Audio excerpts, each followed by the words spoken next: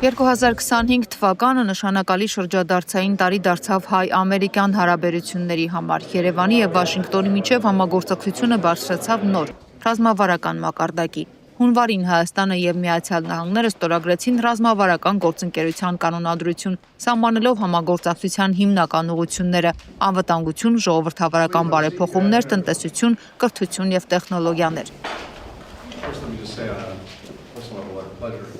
Actually, we are writing a new history in a bilateral interstate relationship between the United States and Azerbaijan. Միաժամանակ Միացյալ Նահանգները ակտիվ դեր խաղաց Հայաստան-Ադրբեջան խաղաղության գործընթացում։ Վաշինգտոնի միջնորդությամբ շարունակվեցին բանակցությունները, նպատակ ունենալով կանխել նոր ռազմական սրացումները եւ կայուն խաղաղություն հաստատել տարածաշրջանում։ Նախաստորագրվեց հայ-ադրբեջանական այսպես կոչված խաղաղության հռչակագիրը։ Այժմ սպասվում է ԱՄՆ փոխնախագահ Ջեյ Դի Վենսի Հայաստան հնարավոր այցի հանգամանքը, որը քաղաքական մեկնաբան Հակոբ Բադալյանը առաջարկում է դիտարկել այն քննարկումների ֆոնին, որ ծավալվում են այսպես ասած ուկրաինական կարգավորման շուրջ, բայց անկասկած դրա մասին չեն։ Վենսի այցը թերևս կլինի ռեգիոնալ տրամաբանությամբ, սակայն եթե այդուհանդերձ ԱՄՆ փոխնախագահը ժամանի միայն Հայաստան, ապա սա թերևս կնշանակի, որ կա Հայաստանի վերաբերյալ քաղաքական էական որոշում, որը Երևան կբերի Վենսը, ընդ որում Թրամփի ուղու հայ-ամերիկյան կառավարիչ կորպորացիան կլինի այցի այսպես ասած անտուրաժը։ Կարծում եմ նույնիսկ համոզված, որ այս թեմայով բուն քննարկումները եւս ամերիկա-ռուսական տիրույթում են։ Սա է նաև պատճառը, որ Բայրամովը հանկարծ որոշել է խոսել Թրամփի ուղու վերաբերյալ Հայաստանի պարտավորության մասին։ Ադրբեջանին իհարկե դուր չի գալիս, որ այստեղ Երևանը դե ֆակտո դուրս է, քանի որ չի աշխատում Երևանի հանդեպ ճնշման մեխանիզմով հարցեր լուծելու տարբերակը։ And Azerbaijan won the war, our intention was to win the peace. Ասվում է, որ Իլհամ Ալիևի օգնական Հաջիևն ուղերձ էր փոխանցել ադրբեջանցի այսպես կոչված քաղաքասարակության ներկայացուցիչների միջոցով, որպեսզի նրանք հայ ժողովրդին ասեն, որ Ադրբեջանի համար պատերազմն ավարտված է, այդ էջը փակված է, հիմա խաղաղություն են կառուցում։ Դժվար է պատկերացնել, եթե Հիկմեթ Հաջիևը ցանկանար հեգնել կամ ծաղրել հայ հանրությանը, այդպիսի ուղերձ փոխանցելուց բացի էլ ինչ տարբերակ կմտածեր։ Համենայն դեպս պետական ամենաբարձր մակարդակով շարունակել կամահարական եւ հավակնոտ ելույթներ ունենալ Հայաստանի Հանրապետության հասցեին, հետո ուղերձ փոխանցել, թե պատերազմի էջը փակել ենք եւ անցնում ենք խաղաղություն կառուցելուն, այդ ընթացքում պարբերաբար կրկնելով Հայաստանին թելադրվող պայմանների ու պահանջների ցիկլը նշանակում է պարզապես ծաղրել հայաստանյան հանրությանը, իսկ Ադրբեջանը պատերազմի էջը չի փակել եւ չունի փակելու մտադրություն, առնվազն այն պարզ պատճառով, որ փակողը կամ բացողն ինքը չէ, ինքը ձգտում է միշտ պատրաստ լինել այն պահին, երբ որևէ մեկը կվերաբացի այդ էջը ռեգիոնի համար։ Եվ իհարկե ձգտում է հասնել այդ հարցում Հայաստանի պատրաստ լինելու եւ դիմադրողականության առավելագույն սահմանափակումներ ամրագրելուն, թե քաղաքական, թե հոգեբանական առումով։ Այս ֆոնին հիշենք Բաքվի բռնապետ Իլհամ Ալիևի արևմտյան Ադրբեջանը ներառում է աշխարհի տարբեր կողմերում տեղափոխված ադրբեջանցիների կողմից լքված հայկական տարածքները, խոսույթը եւ ըստ նրանց իրավունքն է վերադառնալու հայրենի հողեր ըստ միջազգային իրավունքի։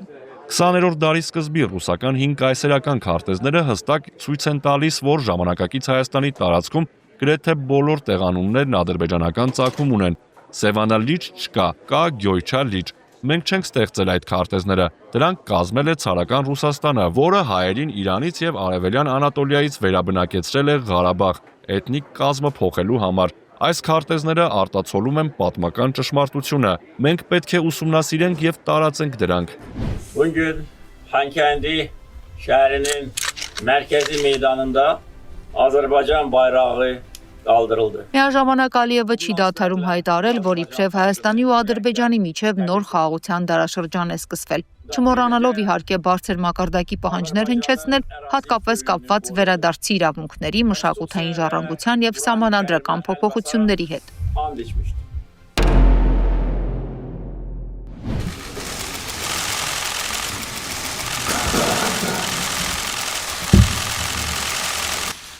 2025 թվականին հայ-ռուսական հարաբերությունները շարունակում են մնալ լարված եւ վերաիմաստավորման փուլում։ Տարին բնութագրվում է ոչ թե դաշնակցային խորացմամբ, այլ հեռավորության եւ փոխադարձ անվստահության աճով։ Այս կոնտեքստում հատկանշական է, որ Վաշինգտոնյան ակտի առնչությամբ շատ ուշագրավ գնահատական տվողներից մեկն էր եղել էր Ռուսաստանի փոխվարչապետը։ Մասնավորապես նա անդրադառնալով Թրամփի ուղու վերաբերյալ հարցին ասել էր, որ իրենք դեմ չեն այդպիսի հեռանկարին։ Սա իհարկե կարող ենք որակել որպես դիվանագիտություն, երբ խոսքերը թաքցնում են իրական մտքերը։ Անշուշտ, ինչպես ասում են, դիվանագետին լեզուն տրված է մտքերը թաքցնելու համար, սակայն Օվերչուկն այդ իմաստով դիվանագետ չէ։ Հետևաբար նրա խոսքերը արժանի են ավելի տողատակային դիտարկման, իսկ ինչ էր ասել նա ըստ փորձագետի։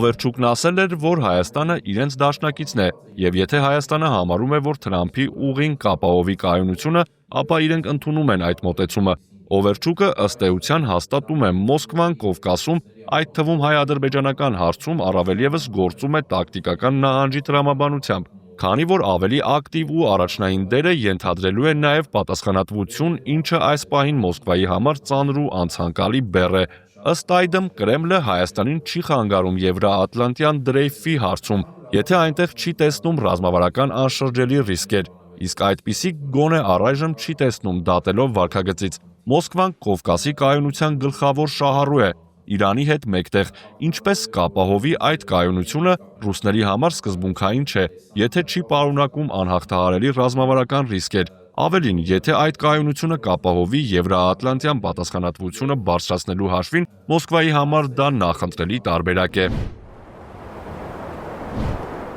Կովկասում եւ մասնավորապես հայ-ադրբեջանական հարցում ապակայունացմամբ Ռուսաստանի դեմ երկրորդ ճակատի տրամաբանությամբ իրավիճակ ստեղծելը հենց Եվրաատլանտյան տիրույթում գործող էլիտաների մոտիվն է։ Ռուսաստանի նահանջն ու նրանց առաջ քաշումը որոշակի կաշկանդում է այդ էլիտաների գործողությունների ազատությունը, որովհետև իրենք են հայտնվում ակնհայտ պատասխանատվության տակ։ Այդ իմաստով Կովկասում եւ մասնավորապես հայ-ադրբեջանական հարցում, հատկապես Հայաստանի հարցում ծավալվում է բազմիմաստ բարդ խաղը։ Ընդ որում հարկ է նկատել, որ հենց իր շահի տեսանկյունից Նիկոլ Փաշինյանը առայժմ բավականին արդյունավետ է ներգրավված եղել այդ խաղին այսպիսով։ Ինչ է ասում Օվերչուկը։ Նա ասում է, որ Հայաստանից իրենք ակնկալում են մի խնդրի լուծում, չտալ ապակայունացման առիթ եւ եթե Հայաստանը համարում է, որ այդ խնդրի լուծման համար անհրաժեշտ է եղել գնալ Վաշինգտոնյան համաձայնության, ապա իրենք դեմ չեն դրան։ Առավել եւս, որ ռազմավարական խոսակցությունը իրենք վարում են Թրամփի հետ անմիջապես ուղիղ հաղորդակցությամբ։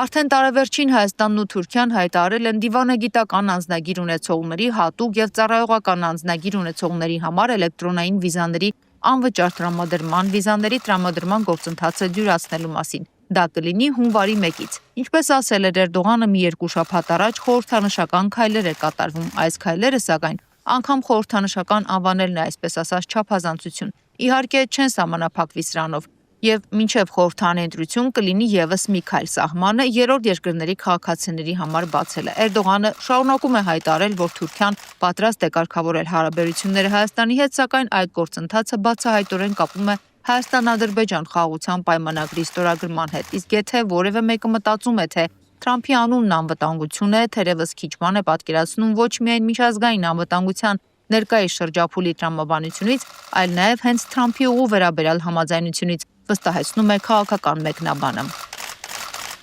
Անվտանգությունը շահերն են, անվանումները գնում են շահերի հետևից, ոչ թե հակառակ, իսկ ինչ շահեր են հատվում կամ խաչվում Թրամփի ուղուն։ Սա դեռ պետք է հասկանալ եւ անգամ Թուրքիան է հայտարարում պարբերաբար, որ Զանգեզուրի միջանցքի վերաբերյալ հստակություն դեռևս չկա։ Թրամփի ուղին նոր իրավիճակի հստակություն չէ, այլ գիծ, որը քաշվում է չկատարված հնի։ Նոյեմբերի 9-ի եռակողմով սահմանված բովանդակության չեղարկումից հետո, ինչ է լինելու այդ գծից հետո, պարզ չէ։ Ռուսաստանի եւ Իրանի նախագահները Աշգաբադում նախորդին տեղի ունեցած հանդիպմանը քննարկում են ոչ միայն հյուսիս-հարավ առևտրային երթուղու, այլ նաեւ արևելքից արևմուտք առևտրային երթուղու հարցերը։ Ինչու արևելք-արևմուտքը կարծես թե առանձնապես չի եղել ռուս-իրանական օրակարգի մաս։ Արդյոք դա նշանակում է քննարկումներ նաեւ Հայաստանի վերաբերյալ։ Թրամփի ուղու ճակատագիրը որոշվելու է հարակից պրոցեսների հանրագումարում, ինչի մասին վկայում է հենց ԱՄՆ արդեն ներկայացված ազգային անվտանգության թարմացված ռազմավարությունը, որտեղ որևէ անդրադարձ չկա Կովկասին։ Իհարկե ակնառու է, որ այս ամենը միայն ձևով է, որ կապ ունի հայ-թուրքական հարաբերություն կարգավորելու հետ, իսկ բովանդակությամբ Թուրքիան պարզապես խաղում է Հայաստանով աշխարհաքաղաքական խաղասեղանի շուրջ։ Պաշտոնական Երևանն էլ իհարկե խաղում է իր նախընտրական խաղը ձգտելով անհրաժեշտ հաշվի։ Ֆրիդա Ղազարյան, Գարիկ Արամյան, TB News։